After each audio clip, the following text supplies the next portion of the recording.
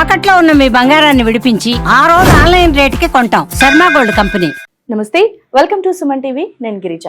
ద్వాదశ రాశుల వారికి మకర సంక్రమణం తర్వాత అసలు ఏ విధంగా ఉండబోతోంది అంటే ఇప్పటి వరకు కూడా రకరకాల సమస్యలతో బాధపడుతూ ఉండుంటారు.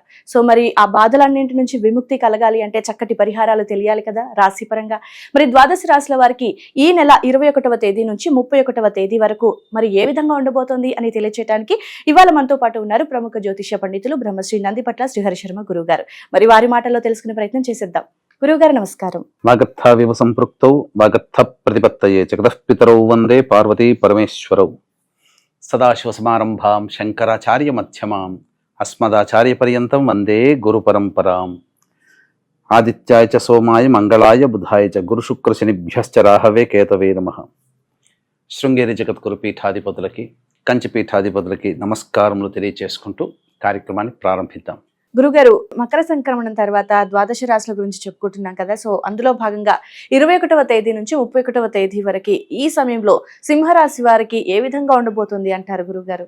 సింహరాశి వారికి కనుక గమనించుకున్నట్లయితే ఈ 21వ తారీఖు నుంచి 31వ తారీఖు వరకు గ్రహ సంచారం తెలుసుకుందాం.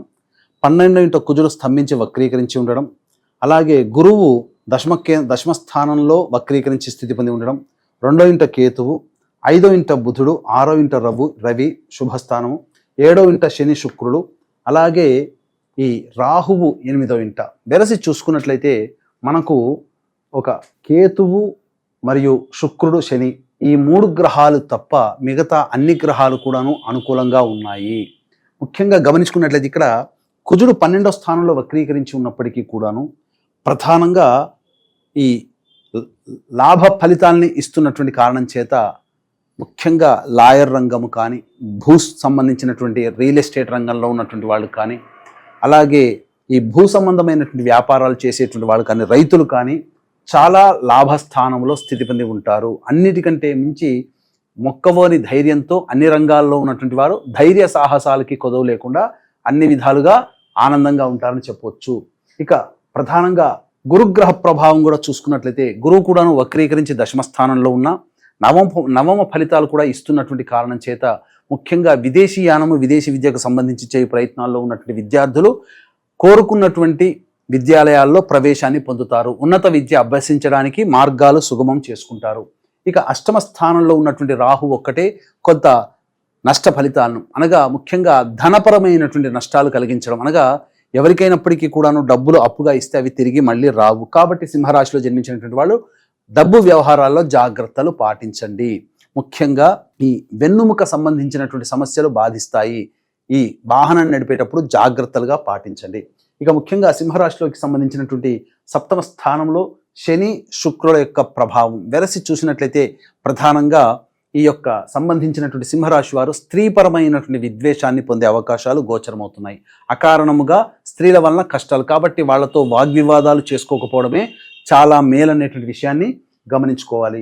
రవి ప్రభావం ఉన్నటువంటి కారణం చేత అద్భుతంగా గోచరించడం, నిరుద్యోగస్తులకి ఉద్యోగ లభ్యత ఖచ్చితంగా ఉంటుంది. ఆల్రెడీ ఉద్యోగం చేసేటువంటి వాళ్ళు ప్రమోషన్ కోసం ఎదురు చూసేవాళ్ళు, లేదా ఈ సంబంధించినటువంటి ఉద్యోగాన్ని మార్పు కోరుకునేటువంటి వ్యవహారంలో ఉన్నటువంటి వాళ్ళకందరికీ కూడాను ఈ రవి సింహరాశ్యాధిపతి అయినటువంటి రవి యోగదాయకాన్ని కలగచేస్తున్నాడు. ఇక బుధుడు కూడాను 5వ స్థానంలో ఉండడం ధన లాభాధిపతి, కాబట్టి పెట్టుబడి పెట్టి వ్యాపారం చేసేటువంటి వాళ్ళు లేదా మెదడుతో పని చేసేటువంటి వాళ్ళు ఎవరైతే ఉంటారో, అనగా ఏంటి, ఏదైనా ఆలోచన చేసి ఆ ఆలోచనలని వాళ్ళు కార్యరూపంలో దాల్చుకునేటువంటి వాళ్ళకందరికీ కూడాను, బుద్ధి కుశలతతో పనిచేసేటువంటి వాళ్ళకందరికీ కూడాను యోగదాయకమైనటువంటి పరిస్థితి ఉంటుందని చెప్పవచ్చు.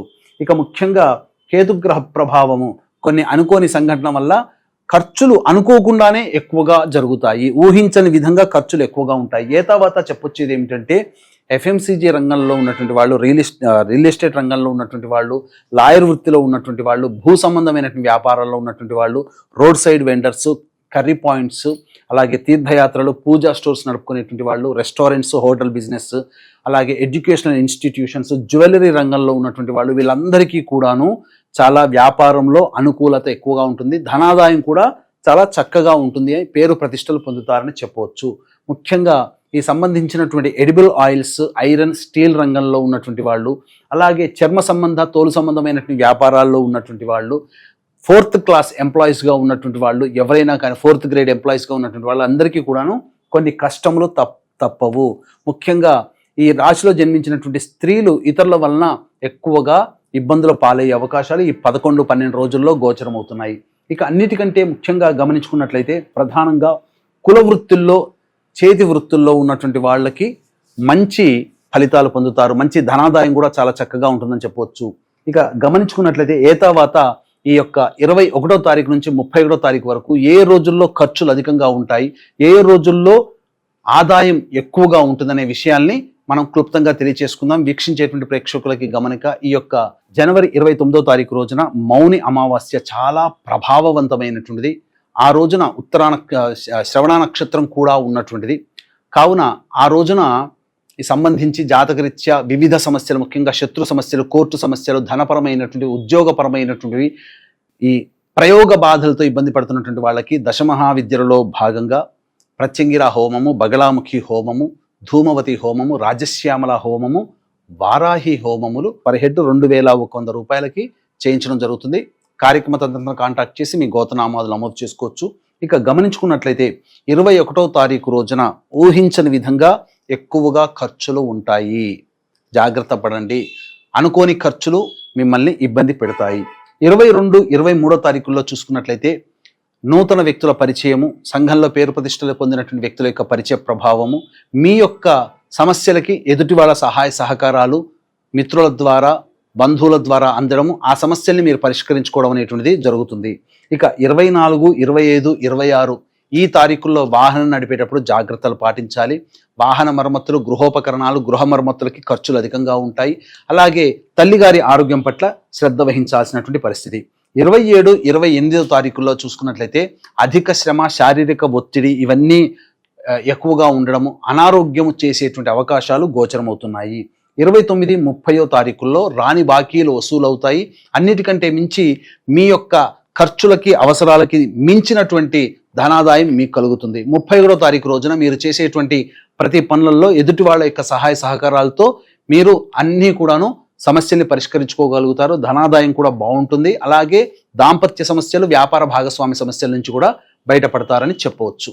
గురుగారు, మరి ఈ 11 రోజుల వ్యవధిలో ఈ సింహరాశి వారు ఎలాంటి పరిహారం చేసుకుంటే గనక వారి సమస్యల నుండి బయటపడే అవకాశం ఉందంటారు? ఈ యొక్క 21వ తారీఖు నుంచి 31వ తారీఖు వరకు ప్రధానంగా కాలభైరవాష్టక పారాయణము, రుద్రకవచము ప్రతిరోజు 3 సార్లు పఠించినట్లయితే చాలా మటుకు సమస్యలు అనేటువంటి పరిష్కారం అవుతాయి.